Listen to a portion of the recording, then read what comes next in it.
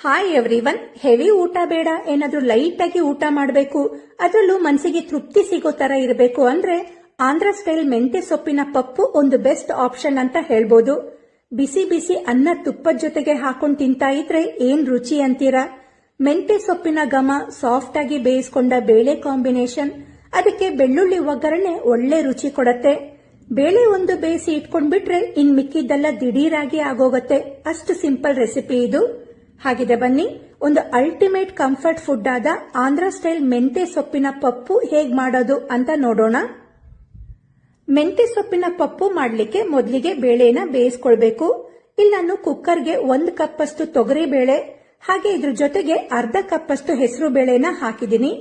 ಈಗ ಈ ಬೇಳೆಗೆ ನೀರನ್ನ ಹಾಕಿ 1 2 3 ಸಲ ಚೆನ್ನಾಗಿ ತೊಳ್ಕೊಳ್ಬೇಕು. ಬೇಳೆನ ಚೆನ್ನಾಗಿ ತೊಳ್ಕೊಂಡ್ಮೇಲೆ ಇದಕ್ಕೆ ಬೇಳೆ ಬೇಯೋದಕ್ಕೆ ಬೇಕಾದಷ್ಟು ನೀರನ್ನ ಹಾಕಿ 1/4 ಟೀ ಸ್ಪೂನ್ ಮೆಂತೆ ಕಾಳು, ಹಾಗೆ ಬೇಳೆ ಬೇಯಿಸೋಬೇಕಾದ್ರೆ 2 ಪಿಂಚಷ್ಟು ಇಂಗನ್ನ ಹಾಕೊಳ್ಳಿ. ಇದು ಒಳ್ಳೆ ರುಚಿ ಮತ್ತೆ ಘಮ ಕೊಡತ್ತೆ.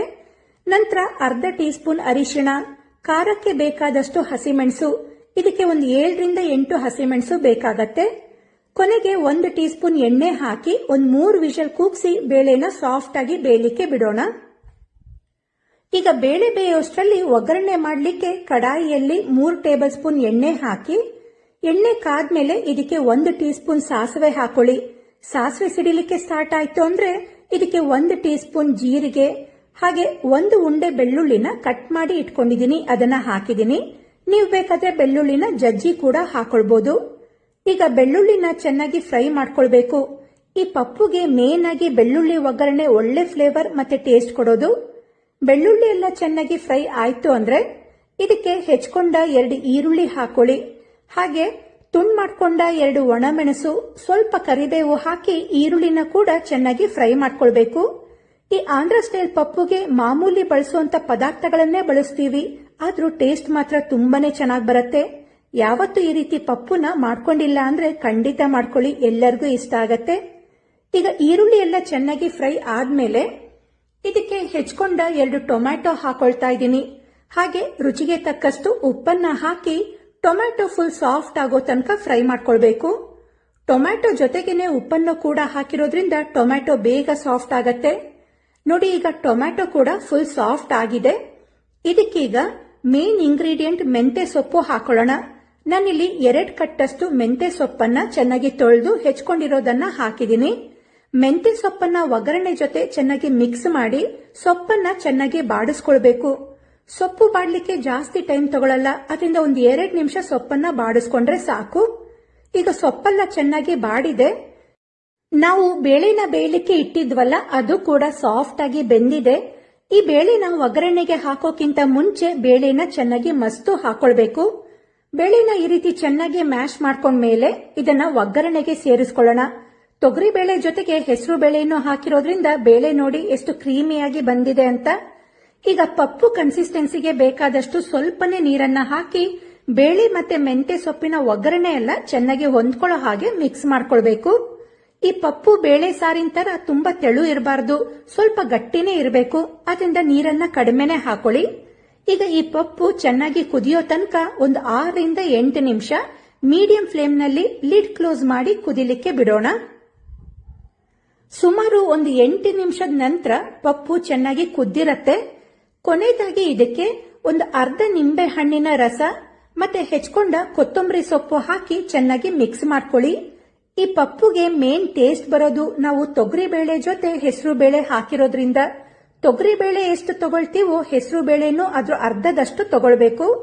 ನೋಡಿ, ಎಷ್ಟು ಸಿಂಪಲ್ ಆದ ಪದಾರ್ಥಗಳನ್ನ ಬಳಸಿದ್ದೀವಿ, ಆದ್ರೂ ಟೇಸ್ಟ್ ಮಾತ್ರ ತುಂಬಾನೇ ಚೆನ್ನಾಗಿರತ್ತೆ. ಈಗ ಸಖತ್ ಸಿಂಪಲ್, ಅಷ್ಟೇ ಟೇಸ್ಟಿಯಾದ ಆಂಧ್ರ ಸ್ಟೈಲ್ ಮೆಂತೆ ಸೊಪ್ಪಿನ ಪಪ್ಪು ರೆಡಿಯಾಗಿದೆ. ಈಗ ಇನ್ನೊಂದು ರೀತಿಯಾದ ಮೆಂತೆ ಸೊಪ್ಪು ಹೆಸರು ಬೇಳೆಯಿಂದ ಒಂದು ಆರೋಗ್ಯಕರವಾದ ಅಷ್ಟೇ ರುಚಿಯಾದ ಮೆಂತೆ ಸೊಪ್ಪು ಹೆಸರು ಬೇಳೆ ತವೆ ಹೇಗೆ ಮಾಡೋದು ಅಂತ ತೋರಿಸ್ಕೊಡ್ತಾ ಇದ್ದೀನಿ. ಈ ರೀತಿಯಾದ ತವೆ ಮಾಡ್ಕೊಂಡ್ಬಿಟ್ರೆ ಚಪಾತಿಗೆ ಆಗಲಿ, ರೊಟ್ಟಿ ದೋಸೆಗಳಿಗೆ ಆಗಲಿ, ಬಿಸಿ ಅನ್ನ ತುಪ್ಪದ ಜೊತೆ ಕಲ್ಸ್ಕೊಂಡು ತಿನ್ಲಿಕ್ಕೂ ಚೆನ್ನಾಗಿರತ್ತೆ. ತೃಪ್ತಿಯಾಗಿ ಊಟ ಮಾಡಿದ ಫೀಲಿಂಗ್ ಕೊಡತ್ತೆ, ಅಷ್ಟು ರುಚಿ. ಹಾಗೆ ಇದಕ್ಕೆ ಜಾಸ್ತಿ ಮಸಾಲೆ ಪದಾರ್ಥಗಳನ್ನು ಬಳಸಲ್ಲ, ತುಂಬಾ ಈಸಿಯಾಗಿ ಮಾಡ್ಕೊಳ್ಬಹುದು. ಬೇಳೆ ಒಂದು ಬೇಯಿಸಿ ಇಟ್ಕೊಂಡ್ಬಿಟ್ರೆ ಇನ್ ಮಿಕ್ಕಿದ್ದೆಲ್ಲ ದಿಢೀರಾಗಿ ಮಾಡ್ಕೊಳ್ಬಹುದು. ಮೆಂತ್ಯ ಸೊಪ್ಪನ್ನು ಬಳಸಿದ್ರೂ ಕೂಡ ಸ್ವಲ್ಪನೂ ಕಹಿ ಇರಲ್ಲ, ಇನ್ನೂ ರುಚಿ ಹೆಚ್ಚುತ್ತೆ. ಈ ಮೆಂತ್ಯ ಸೊಪ್ಪು ಹೆಸರುಬೇಳೆ ತವೆ ಮಾಡಲಿಕ್ಕೆ ಮೊದಲಿಗೆ ಬೇಳೆ ಬೇಯಿಸ್ಕೊಳ್ಳೋಕ್ಕೆ ಇಟ್ಕೊಳ್ಳೋಣ. ಇಲ್ಲಿ ನಾನು 1 ಕಪ್ಪಷ್ಟು ಹೆಸರು ಬೇಳೆನ ಕುಕ್ಕರ್ಗೆ ಹಾಕೊಳ್ತಾ ಇದ್ದೀನಿ. ಈ ಹೆಸರು ಬೇಳೆ ಜೊತೆ 4 ಟೀ ಸ್ಪೂನಷ್ಟು ಕಡಲೆಬೇಳೆನೂ ಕೂಡ ಹಾಕೊಳ್ಳಿ. ಹೆಸರು ಬೇಳೆ ಜೊತೆ ಮಧ್ಯದಲ್ಲಿ ಕಡಲೆಬೇಳೆ ಸಿಕ್ಕಾಗ ಟೇಸ್ಟ್ ತುಂಬಾನೇ ಚೆನ್ನಾಗಿರತ್ತೆ. ಈ ಬೇಳೆಗಳನ್ನು ಒಂದು 2 ರಿಂದ 3 ಸಲ ಚೆನ್ನಾಗಿ ತೊಳ್ಕೊಂಡ ನಂತರ ಬೇಳೆ ಬೇಯಿಸ್ಕೊಳ್ಳೋಕ್ಕೆ ಬೇಕಾದಷ್ಟು ನೀರನ್ನು ಹಾಕ್ಕೊಂಡು 1/4 ಟೀ ಸ್ಪೂನಷ್ಟು ಅರಿಶಿಣ ಹಾಗೆ 1 ಟೀ ಸ್ಪೂನ್ ಎಣ್ಣೆ ಹಾಕಿ 1 ರಿಂದ 2 ವಿಷಲ್ ಕೂಗಿಸ್ಕೊಳ್ಬೇಕು. ಹೆಸರು ಬೇಳೆ ಬೇಗ ಬೆಂದೋಗ್ಬಿಡತ್ತೆ. ಹಾಗೆ 3 ಕಟ್ಟಷ್ಟು ಮೆಂತ್ಯ ಸೊಪ್ಪನ್ನು ಚೆನ್ನಾಗಿ ತೊಳೆದು ಚಿಕ್ಕದಾಗಿ ಹೆಚ್ಚಿಟ್ಕೊಂಡಿದ್ದೀನಿ. 1 ಕಪ್ ಹೆಸರು ಬೇಳೆಗೆ 3 ಕಟ್ಟಷ್ಟು ಮೆಂತ್ಯ ಸೊಪ್ಪು ಬೇಕಾಗತ್ತೆ. ಈಗ ಒಗ್ಗರಣೆ ಮಾಡ್ಕೊಳ್ಳೋಕ್ಕೆ ಒಂದು ಕಡಾಯಿಯಲ್ಲಿ 4 ಟೀ ಸ್ಪೂನಷ್ಟು ಎಣ್ಣೆ ಕಾಯಿಸಿ, ಎಣ್ಣೆ ಕಾದ್ಮೇಲೆ ಅರ್ಧ ಟೀ ಸ್ಪೂನಷ್ಟು ಜೀರಿಗೆ, 1/4 ಟೀ ಸ್ಪೂನ್ ಇಂಗು, 2 ಒಣಮೆಣಸು ತುಂಡು ಮಾಡ್ಕೊಂಡಿರೋದು, 12 ರಿಂದ 15 ಬೆಳ್ಳುಳ್ಳಿನ ಜಜ್ಜಿಟ್ಕೊಂಡಿದ್ದೀನಿ, ಅದನ್ನು ಹಾಕ್ಕೊಂಡಿದ್ದೀನಿ. ಸ್ವಲ್ಪ ಕರಿಬೇವು ಹಾಕಿ ಬೆಳ್ಳುಳ್ಳಿನ ಚೆನ್ನಾಗಿ ಫ್ರೈ ಮಾಡ್ಕೊಳ್ಬೇಕು. ಬೆಳ್ಳುಳ್ಳಿನ ಎಷ್ಟು ಹಾಕ್ಕೊಳ್ತೀವೋ ಅಷ್ಟು ರುಚಿ ಕೊಡತ್ತೆ, ಅದರಿಂದ ನಾನು ಸ್ವಲ್ಪ ಜಾಸ್ತಿನೇ ಹಾಕಿದ್ದೀನಿ. ಈ ತವೆಗೆ ಬೆಳ್ಳುಳ್ಳಿದು ಒಳ್ಳೆ ಫ್ಲೇವರ್ ಕೊಡತ್ತೆ. ಬೆಳ್ಳುಳ್ಳಿ ಚೆನ್ನಾಗಿ ಫ್ರೈ ಆದಮೇಲೆ 2 ಈರುಳ್ಳಿನ ಚಿಕ್ಕದಾಗಿ ಹೆಚ್ಚಿಟ್ಕೊಂಡಿರೋದನ್ನು ಹಾಕಿ ಈರುಳ್ಳಿನೂ ಕೂಡ ಚೆನ್ನಾಗಿ ಫ್ರೈ ಮಾಡ್ಕೊಳ್ಳಿ. ಈರುಳ್ಳಿ ಎಲ್ಲ ಈ ರೀತಿ ಚೆನ್ನಾಗಿ ಫ್ರೈ ಆದಮೇಲೆ ಚಿಕ್ಕದಾಗಿ ಹೆಚ್ಚಿಟ್ಕೊಂಡಿರೋ 2 ಟೊಮ್ಯಾಟೊ ಹಾಗೆ ಇದ್ರ ಜೊತೆಗೇನೆ ರುಚಿಗೆ ತಕ್ಕಷ್ಟು ಉಪ್ಪನ್ನು ಹಾಕಿ ಟೊಮ್ಯಾಟೊ ಫುಲ್ ಸಾಫ್ಟ್ ಆಗೋ ತನಕ ಫ್ರೈ ಮಾಡ್ಕೊಳ್ಬೇಕು. ಟೊಮ್ಯಾಟೊ ಜೊತೆಗೇನೆ ಉಪ್ಪು ಕೂಡ ಹಾಕಿರೋದ್ರಿಂದ ಟೊಮ್ಯಾಟೊ ಬೇಗ ಸಾಫ್ಟ್ ಆಗತ್ತೆ. ಟೊಮ್ಯಾಟೊ ಸಾಫ್ಟ್ ಆದಮೇಲೆ ಹೆಚ್ಚಿಟ್ಕೊಂಡ ಮೆಂತ್ಯ ಸೊಪ್ಪನ್ನು ಹಾಕಿ ಮೆಂತ್ಯ ಸೊಪ್ಪನ್ನು ಚೆನ್ನಾಗಿ ಬಾಡಿಸ್ಕೊಳ್ಬೇಕು. ಮೆಂತ್ಯ ಸೊಪ್ಪನ್ನು ಈ ರೀತಿ ಚೆನ್ನಾಗಿ ಬಾಡಿಸ್ಕೊಳ್ಳೋದ್ರಿಂದ ಮೆಂತ್ಯ ಸೊಪ್ಪಿಂದು ಸ್ವಲ್ಪನೂ ಕಹಿ ಕೂಡ ಇರೋಲ್ಲ. ಹಾಗೆ ಇದನ್ನು ಬಾಡಿಸ್ತಿದ್ದಂಗೆ ಮೆಂತ್ಯ ಸೊಪ್ಪಿಂದು ಒಳ್ಳೆ ಘಮ ಬರ್ತಾ ಇರತ್ತೆ. ನೀವು ಬೇಕಾದರೆ ಈ ಮೆಂತ್ಯ ಸೊಪ್ಪಿನ ಜಾಗದಲ್ಲಿ ನುಗ್ಗೆ ಸೊಪ್ಪನ್ನು ಕೂಡ ಹಾಕೊಳ್ಬೋದು, ಅದು ಕೂಡ ಒಳ್ಳೆ ಟೇಸ್ಟ್ ಕೊಡುತ್ತೆ. ಮೆಂತ್ಯ ಸೊಪ್ಪನ್ನು ಚೆನ್ನಾಗಿ ಬಾಡಿಸ್ಕೊಂಡ್ಮೇಲೆ ಖಾರಕ್ಕೆ 1 ಟೇಬಲ್ ಸ್ಪೂನಷ್ಟು ಖಾರದ ಪುಡಿ ಹಾಗೆ ಅರ್ಧ ಟೀ ಸ್ಪೂನಷ್ಟು ಗರಂ ಮಸಾಲ ಪೌಡರ್ ಹಾಕಿ ಚೆನ್ನಾಗಿ ಮಿಕ್ಸ್ ಮಾಡ್ಕೊಳ್ಳಿ. ಇದಕ್ಕೆ ಖಾರದ ಪುಡಿ ಗರಂ ಮಸಾಲ ಪೌಡರ್ ಅಷ್ಟೇ ಹಾಕ್ಕೊಳ್ತಾ ಇರೋದು, ಕೊತ್ತಂಬರಿ ಪುಡಿ ಆಗಲಿ ಸಾಂಬಾರ್ ಪುಡಿ ಆಗಲಿ ಯಾವುದನ್ನು ಹಾಕ್ಕೊಳ್ತಾ ಇಲ್ಲ. ಇದನ್ನು ಮಿಕ್ಸ್ ಮಾಡ್ಕೊಂಡ್ಮೇಲೆ ಬೇಯಿಸ್ಕೊಂಡ ಬೇಳೆನ ಹಾಕ್ಕೊಳ್ಬೇಕು. ಬೇಳೆನ ಬೇಯಲಿಕ್ಕೆ ಇಟ್ಟಿದ್ವಲ್ಲ ಅದು ಕೂಡ ಚೆನ್ನಾಗಿ ಬೆಂದು ಸಾಫ್ಟ್ ಆಗಿದೆ. ಈ ಬೇಳೆನ ಮಸಿಲಿಕ್ಕೆ ಹೋಗಬಾರ್ದು.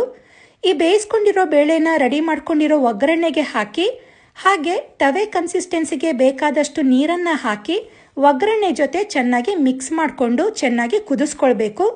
ಮೆಂತ್ಯ ಸೊಪ್ಪಿನ ಒಗ್ಗರಣೆ ಹಾಗೂ ಬೇಯಿಸ್ಕೊಂಡ ಬೇಳೆ ಚೆನ್ನಾಗಿ ಮಿಕ್ಸ್ ಆಗಿ ಮಸಾಲೆ ಎಲ್ಲ ಬೇಳೆ ಜೊತೆಗೆ ಚೆನ್ನಾಗಿ ಹೊಂದ್ಕೊಳ್ಳೋ ತನಕ ಒಂದು 8 ರಿಂದ 10 ನಿಮಿಷ ಲಿಡ್ ಕ್ಲೋಸ್ ಮಾಡಿ ಕುದಿಲಿಕ್ಕೆ ಬಿಡೋಣ. ಒಂದು 10 ನಿಮಿಷದ ನಂತರ ಬೇಳೆ ಎಲ್ಲ ಚೆನ್ನಾಗಿ ಕುದ್ದಿರತ್ತೆ. ಕೊನೆಯದಾಗಿ ಕೊತ್ತಂಬರಿ ಸೊಪ್ಪನ್ನು ಹಾಕಿ ಮಿಕ್ಸ್ ಮಾಡ್ಕೊಳ್ಳಿ. ಬೇರೆ ಯಾವುದೇ ಸೊಪ್ಪುಗಳು ಇಲ್ಲ ಅಂದರೂ ಕೂಡ ಬರೀ ಹೆಸರು ಬೇಳೆಯಿಂದನೂ ಈ ತವೆನ ಮಾಡ್ಕೋಬೋದು. ಬರೀ ಚಪಾತಿ ರೊಟ್ಟಿ ದೋಸೆಗಳಿಗೆ ಅಷ್ಟೇ ಅಲ್ಲ, ಅನ್ನದ ಜೊತೆಗೂ ತೃಪ್ತಿಯಾಗೋಷ್ಟು ಊಟ ಮಾಡ್ಬೋದು, ಅಷ್ಟು ರುಚಿ ಇರತ್ತೆ. ಈಗ ಮೆಂತ್ಯ ಸೊಪ್ಪು ಹೆಸರು ಬೇಳೆ ತವೆ ರೆಡಿಯಾಗಿದೆ. ಬರೀ ಅನ್ನ ಸಾರು ತಿಂದು ಬೇಜಾರಾಗಿದ್ರೆ ಅವಾಗವಾಗ ಈ ರೀತಿ ತವೆ ಮಾಡ್ಕೊಳ್ಬೋದು. ವಾರದಲ್ಲಿ 2 ರಿಂದ 3 ಸಲ ಮಾಡಿಕೊಂಡ್ರೂ ಬೇಜಾರಂತ ಅನ್ಸಲ್ಲ. ಮಕ್ಕಳಿಗೂ ಕೂಡ ತುಂಬಾನೇ ಇಷ್ಟ ಆಗತ್ತೆ. ನೀವು ಇದೇ ರೀತಿಯಾದ ತವೆ ಮಾಡ್ಕೊಳ್ತೀರಾ? ಕಮೆಂಟ್ ಮಾಡಿ ತಿಳಿಸಿ. ಮೆಂತ್ಯ ಸೊಪ್ಪು ಹೆಸರು ಬೇಳೆ ತವೆ ರೆಸಿಪಿ ನಿಮಗೆ ಇಷ್ಟ ಆಗಿದ್ರೆ ವಿಡಿಯೋಗೆ ಲೈಕ್ ಕೊಡಿ, ಶೇರ್ ಮಾಡಿ, ನನ್ನ ಚಾನಲ್ನ ಸಬ್ಸ್ಕ್ರೈಬ್ ಮಾಡ್ಕೊಳ್ಳಿ.